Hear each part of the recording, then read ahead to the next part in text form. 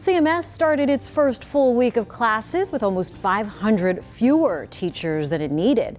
The district says these vacancies are spread out across schools, but they are impacting how everyone is doing their jobs. WCNC Charlotte's Shamaria Morrison joining us live now from West Charlotte. And Shay, how is the district adjusting to these shortages? A few different strategies, school classroom sizes are getting larger. They're also putting long-term subs in some of those positions and also guest teachers as well. They said they'll do that until they can try to fill some of those harder to fill positions like exceptional children and are there math teacher positions as well. How many? 5. So what number are we going to write? Andrea Guerrero teaches kindergarten at Old Providence Elementary. Today, they made friends really quickly, which I am super proud of because I was a little worried about that.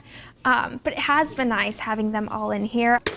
Just like these students are learning how to be in a classroom, So everyone grab one of these.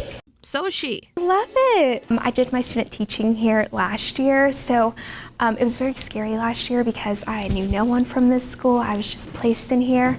But now Guerrero is one of hundreds of new CMS teachers this year. Ooh, you're doing a design, Helen? And now that I know everyone, I was more than happy to stay at the school I know, and my whole kindergarten team is great. I get so much support. Recruiting teachers like her has become more challenging over the years. When I was out at one of our elementary schools earlier this week, we went down to a 3rd grade classroom.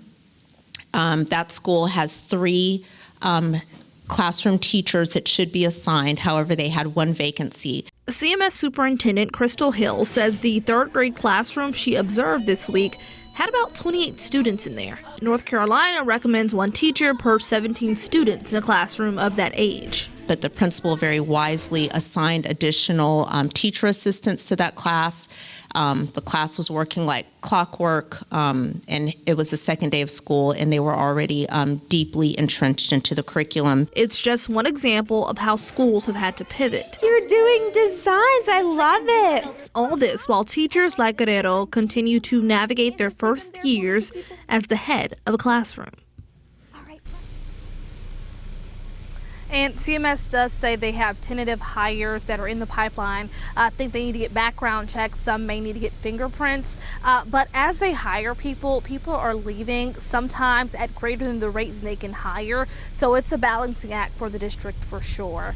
Live in West Charlotte, Shamaria Morrison, WCNC Charlotte. Yeah, so much going on. We appreciate that report there, Shay.